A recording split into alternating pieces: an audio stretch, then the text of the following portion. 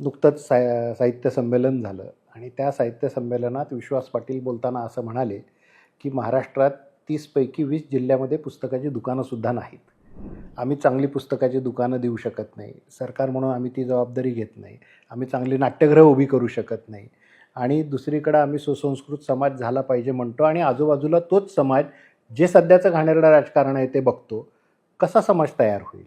सरकारची काय भूमिका आहे याच्यावर? नाही, पहिल्यांदा तर मला असं वाटत नाही की पुस्तकांची दुकानं सगळीकडे आहेत. नाही, पण 20 शहरं अशी आहे, 20 नाही, नाही. जिल्हे असे आहेत की इथं नाहीच आहे. नाही नाही असं असं होऊ शकत नाही. सगळीकडे आहेत, पण चांगली दुकानं अजून तयार झाली पाहिजेत, मोठ्या संख्येने झाली पाहिजेत.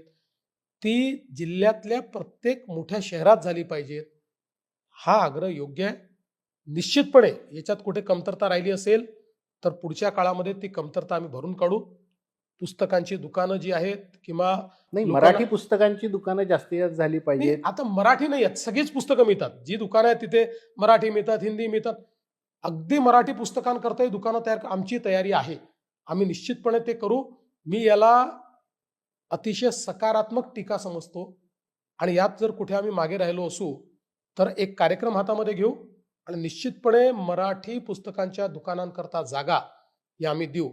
नाट्यगृहांच्या संदर्भात मोठ्या प्रमाणात नाट्यगृह तर आपण तयार केलेच गेल्या 10 वर्षात, पण पहिल्यांदा जी जुनी नाट्यगृह आहेत त्या सर्व नाट्यगृहांच्या डागडुजी करता एक कमिटी आम्ही तयार केली होती.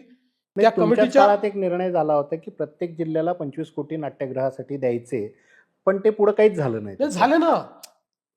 ज्या जिल्ह्यात नाही, म्हणजे तुम्हाला एक उदाहरण सांगतो, सांगली सारखं शहर, इतक्या वर्षात तिथे एक नाट्यगृह नव्हतं सांगलीमध्ये.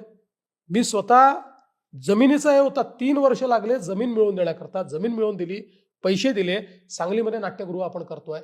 जिथे नाही तिथे करतोय आणि जिथे आहेत ते जुने झाले आहेत त्याच्याही डागडुजी करता आपण 60 कोटी रुपये दिले आणि सगळ्या नाट्यगृहांना चांगल्या पद्धतीनं आपण प्रशांत दामलेंची कमिटी केली होती. त्यांनी सगळीकडे व्हिजिट केली, त्यांनी एक प्लॅन तयार करून दिला.